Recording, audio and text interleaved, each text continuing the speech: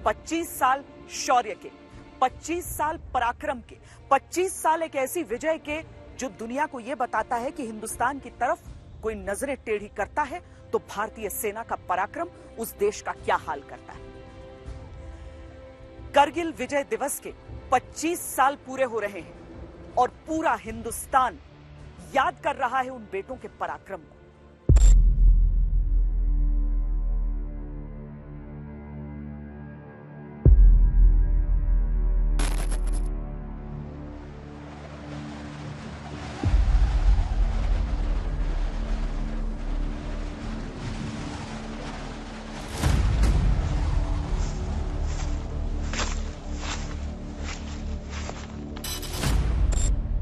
आज हमें टाइगर हिल पर डिप्लोमेट दुश्मन के ऊपर हमला करके उसे बर्बाद करने का टास्क मिला हुआ है।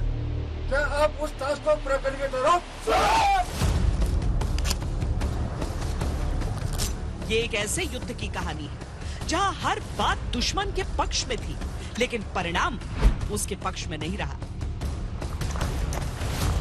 सूत्रों से पता चला है कि उस पर टाइगर हिल पर डिफेंस लिया हुआ है।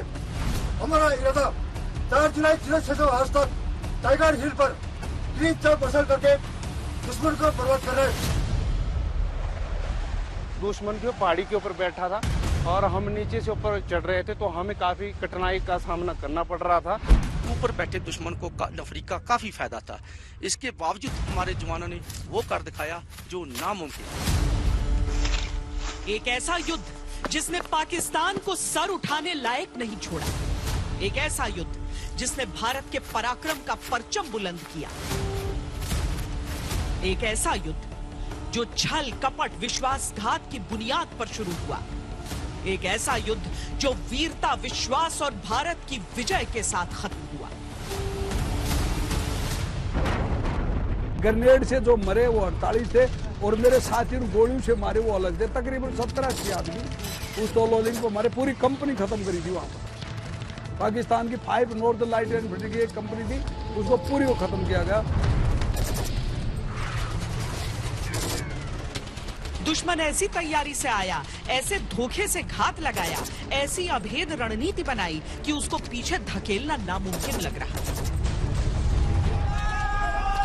पर भारत के रणबांकुरों ने न तो सुना है ये शब्द, न सीखा है हारना। वो तो हवाओं का रुख मोड़ देते हैं, पर्वतों को चुनौती देते हैं, कड़कड़ाती ठंड को पिघलाते हैं, जज्बातों में देशभक्ति का उबाल लाते हैं।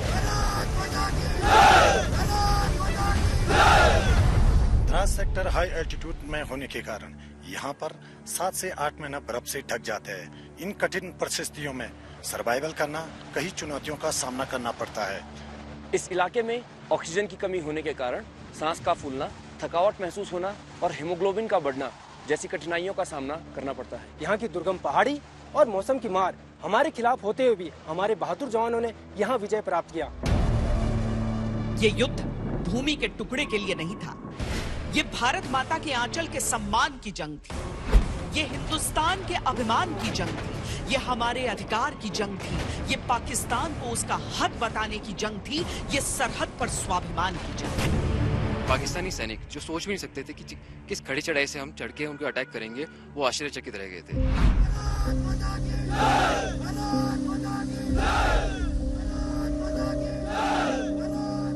करगिल के उस युद्ध को 25 साल बीत चुके हैं। 25वें साल की शुरुआत करते हुए भारत भी नया है, भारत की सेना भी कहीं अधिक तैयार है।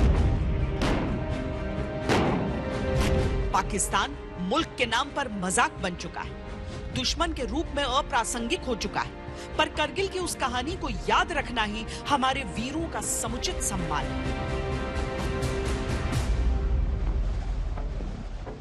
पहले समूचे क्षेत्र की जटिलता को समझिए, फिर पाकिस्तान की कुटिलता को समझिए और जानिए कि भारत की यह जीत इतनी बड़ी क्यों है।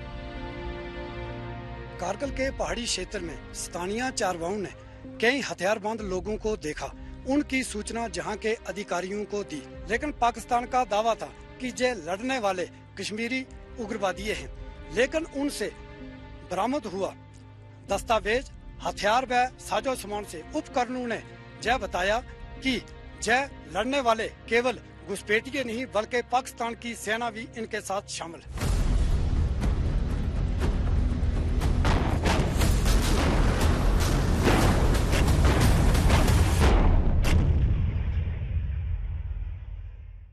द्रास करगिल की पहाड़ियाँ थोड़ी सी अलग हैं। यहाँ पर अगर आप पूरा इलाका देखें तो आपको बीच बीच में कहीं पर ग्रीनरी भी दिख जाएगी। जैसे जहाँ पर हम हैं करीब 9,500 फीट की ऊंचाई है। हम 0.4875 के समानांतर एक पहाड़ पर चढ़ रहे हैं, यानी समझ लीजिए कि लगभग 17 से 18,000 फीट की ऊंचाई। अब आमतौर पर क्या होता था 1999 से पहले कि जब भीषण ठंड पड़ती थी, अभी भी अगर आप देखेंगे, देखिए मेरे पीछे जो पहाड़ है इस पे बर्फ पड़ी हुई है। जुलाई के महीने में यहाँ पर बर्फ है, तो भीषण ठंड के समय तो ये पूरा इलाका बर्फ से पट जाता है। अब उन पहाड़ियों के ऊपर पोस्ट्स हैं, भारत की सीमा में भारत के पोस्ट्स और पाक ऑक्यूपाइड कश्मीर जो हिस्सा लगता है वहां पर पाकिस्तानी सेना के पोस्ट्स। अब एक अनकहा सा समझौता दोनों देशों के बीच रहा कि जब भीषण हो जाता है मौसम तो उस समय सैनिक नीचे आ जाएं, क्योंकि मुश्किल हो जाता है वहां पर रहना। भारतीय सेना नियमित रूप से नीचे आ जाया करती थी। 1998-99 की जो सर्दियां हुई उस समय भी भारतीय सेना ने यही किया। ऊपर की ऊंचाइयों पर अपने पोस्ट छोड़े और ठंड के मौसम में नीचे आ गए कि गर्मी में वापस वहां जाकर उन्हें ऑक्यूपाई कर लेंगे। पाकिस्तान की सेना चोटियों से नीचे नहीं गई थी। उसने भारत के भरोसे का फायदा उठाया और रच दिया एक खौफनाक षड्यंत्र।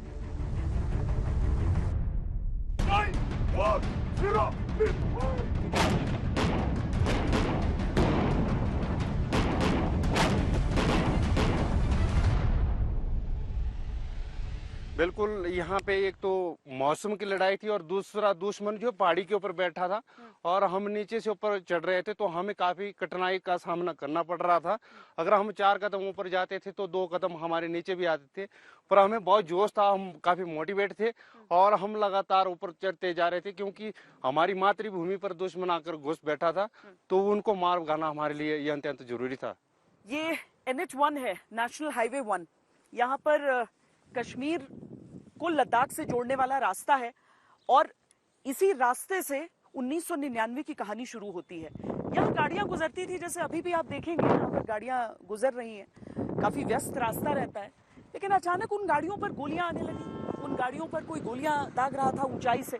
अब पूरा रास्ता आप देखिए तो दोनों तरफ ऊंची ऊंची पहाड़ियां हैं, 16-17,000 फीट की पहाड़ियां हैं। अब ये गोलियां कहां से आ रही हैं, ये सबकी समझ से परे था, पर आम नागरिकों को निशाना बनाया जा रहा था।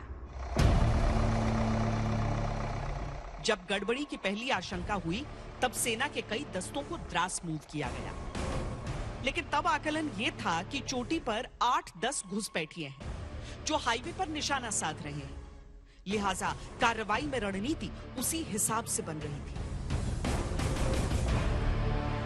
तो रोलिंग का इलाका दोनों ही लाइन ऑफ कंट्रोल एवं नेशनल हाईवे 1 डेल्टा जो कि श्रीनगर को लेह से जोड़ता है उसके बिल्कुल समीप था। ऊपर बैठा हुआ दुश्मन आसानी से हमारे कॉन्वॉय मूवमेंट जो कि ना ओनली हमारे कारगिल एरिया एवं ईस्टर्न लद्दाख और सियाचिन सेक्टर को भी सप्लाई देता है और इन्फोर्समेंट की जो हमारे चाल चलन थी उसके ऊपर भी आराम से फायर कर सकता था। इसीलिए दुश्मन को तोरलिन के ऊपर से खदेड़ना और भगाना बहुत अहम टास्क हो गया था।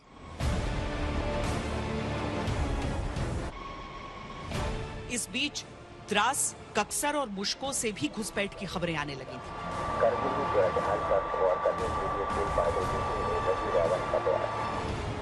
भारतीय सेना ने अलग अलग इलाकों से पेट्रोल पार्टियां रवाना कर दी, लेकिन जितनी भी पेट्रोल पार्टियां रवाना की जा रही थी उनमें से कोई भी लौट कर नहीं आया था।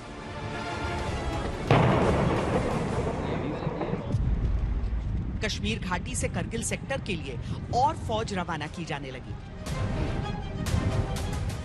दुश्मन कौन है, उसकी तादाद कितनी है, घुसपैठ का पैमाना क्या है, ये सब कुछ बस अनुमान में कैद था। पहले फौज ने जितने भी जो किए, जो पेट्रोलिंग की थी, उन्होंने यही सोचा था कि जो इनके जो पाकिस्तान के कुछ बंदे उधर बैठे हुए हैं। पर जब हमारी एक पेट्रोल जो गई थी वो ना मिलने पर फिर हमारे को पूरा, जब हमारी बटालियन इधर पहुंची थी, हमारे को तब तक पूरा क्लियर हो गया था इनकी आर्मी ने पूरा डिफेंस ले लिया। और इनकी जो पूरी आर्मी थी, ये बोलते हैं कि मुजाहिदीन वहाँ बैठे थे, वहाँ कोई मुजाहिदीन नहीं था। उधर इनकी टोटल आर्मी बैठी हुई और फुल डिफेंस के साथ बैठी हुई थी। तोलोलिंग की पहाड़ी श्रीनगर कारगिल के सड़क के ऊपर है, सिर्फ कुछ ही किलोमीटर दूर है वहाँ से। और वहाँ पर बैठे हुए पाकिस्तान के फौजी हमारी जो मूवमेंट थी तोलोलिंग के पास जो गुजरती थी तो उसके ऊपर इंटरफियर करते थे। तो इसलिए ये बहुत ही ज़रूरी और बहुत महत्वपूर्ण ऑब्जेक्टिव था। 3 हफ्ते यूं ही गुजर गए और हिंदुस्तान को अंदाजा ही नहीं हो पा रहा था कि दुश्मन कौन है और लड़ाई किससे है। तब भारतीय वायुसेना भी एक्शन में आई। 17 मई को पहले टोही विमान ने गश्त लगाई, लेकिन जरूरत तस्वीरों की थी।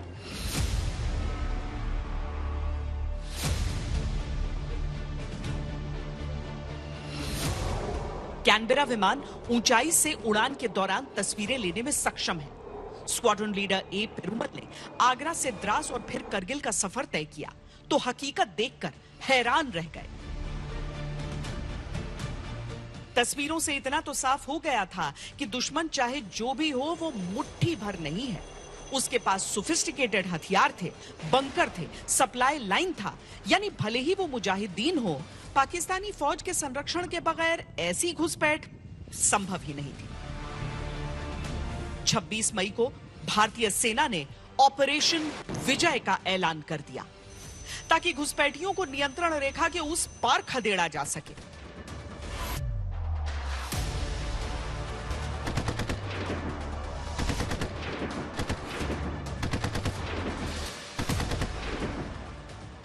कोई संकोच नहीं है, न कोई बाहरी दबाव है। उपयुक्त अवसर पर आवश्यक कार्रवाई की जाएगी। ये सच है कि भारत की सरलता और सहनशीलता के हिस्से में बार बार विश्वासघात आया, लेकिन ये भी सच है कि भारत ने हर विश्वासघात का जैसा बदला लिया वो दुनिया में मिसाल बन गया। भारत ने वसुधैव कुटुंबकम के सिद्धांत पर चलते हुए पड़ोसी देशों के साथ हमेशा दोस्ताना रिश्तों का प्रयास किया। उस दौर में पाकिस्तान के साथ अमन की सदा के तौर पर दोस्ती की बस चलाई थी।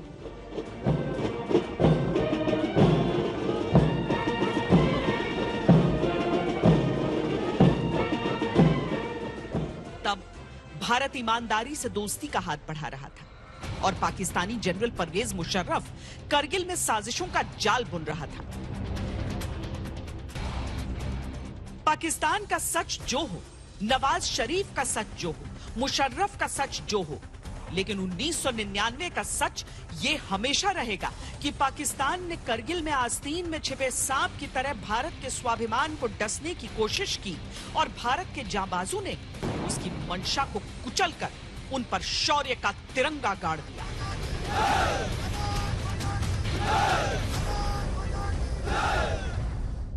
क्या होता है ना कि अगर कोई लड़ाई सोच कर आए कि उसे लड़नी है और सामने वाले को पता ही ना हो कि ऐसा कुछ हो रहा है, तो पाकिस्तान ने तो पूरी तैयारी अपनी कर रखी थी। वो फोर्टिफाइड बंकर्स उसके थे। भारत की ओर से जब ये समझ में आया कि आक्रमण इस तरीके से पाकिस्तान की ओर हो रहा है, तो कई अस्थायी निर्माण भी करने पड़े, कुछ आड़ बनाने पड़े जहां से आप मुकाबला कर सकते हैं पाकिस्तान से। अब पीछे तोलोलिंग की वो पहाड़ी आप देखिए, एक बहुत बड़ी पहेली ये तोलोलिंग की पहाड़ी बनी हुई थी शुरुआत में। कैसे हासिल किया जाए, इससे भारत ने अपने एक से बढ़कर एक योद्धाओं को गंवा दिया इस तोलोलिंग की लड़ाई में। लेकिन जब तोलोलिंग पर जीत हासिल हुई थी, वहां से करगिल की लड़ाई पूरी तरीके से पलट गई। वहां से कोई चांस ही नहीं था कि पाकिस्तान किसी भी तरीके से अपनी साजिश में कामयाब हो सकता था, क्योंकि भारतीय योद्धाओं के पराक्रम ने अब तक निर्धारित कर दिया था कि वो बलिदान देने के लिए तैयार हैं, लेकिन अपनी मातृभूमि का एक छोटा सा हिस्सा भी अपने दुश्मन को रौंदने नहीं देंगे। करगिल में पाकिस्तानी ऊंची ऊंची चोटियों पर बैठे थे और युद्ध की सच्चाई ये है कि जो ऊंचाई पर काबिज होता है उसका पलड़ा भारी रहता है। पर हमारे को काफी उसको दिक्कतों का सामना करना पड़ा, क्योंकि ऊपर जो दुश्मन है डिफेंस में बैठा हुआ, वो अगर ऊपर से एक पत्थर भी डालता था तो उसके साथ वो 10 पत्थर आते थे।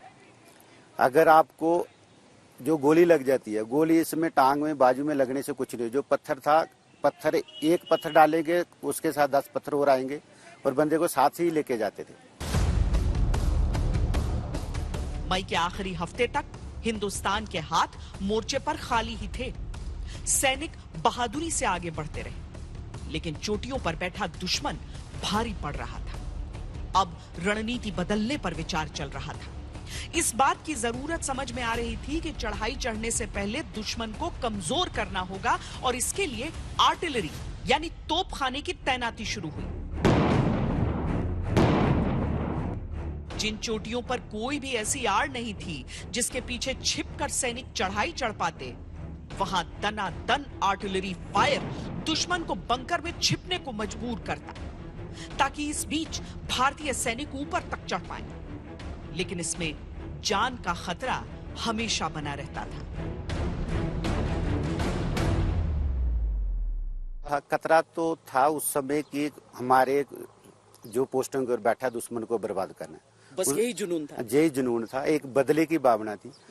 हमारे जो साथी को उन्होंने जख्मी किया, जहां उन्होंने शहादत दी है, उनका बदला लेने के लिए हमारा हर एक जवान उस समय ये तैयार था, मेरे को कुछ भी हो जाए पर ये पोस्ट लेके आऊं, कुछ भी, जान की किसी को परवाह नहीं थी।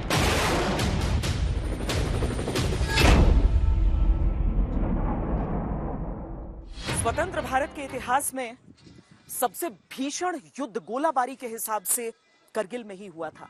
और यहां पर जो ये आप 155 mm field howitzer 77B02 Bofors gun देख रहे हैं, इसने कहर बरपाया था दुश्मन के ठिकानों पर। देखिए, ये पूरा वर्णन आपको यहां पर भी मिल जाएगा। बैटल ऑफ पॉइंट 5140 जिसे गनहिल कह रहे हैं, 100 बंदूकें बरसी थी मल्टी बैरल रॉकेट लॉन्चर्स के साथ। और जब वो गोलाबारी की जाती थी आर्टिलरी द्वारा, उसकी ही आड़ लेकर, मतलब अपनी भी जान पर खतरा रहता था, लेकिन उसी की आड़ लेकर जो भारतीय सैनिक हैं वो आगे की तरफ बढ़ते थे।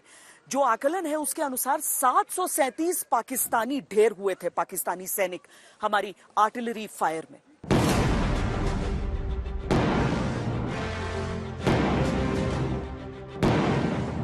भारतीय जाबाजों और भारत की युद्ध नीति ने एक एक कर पाकिस्तान के सारे मंसूबे मिट्टी में मिला दिए। हर मुश्किल को हमारे सैनिकों के शौर्य ने हराया, हर ऊंचाई को बौना किया, भारत की हर चोटी से दुश्मन को उखाड़ फेंका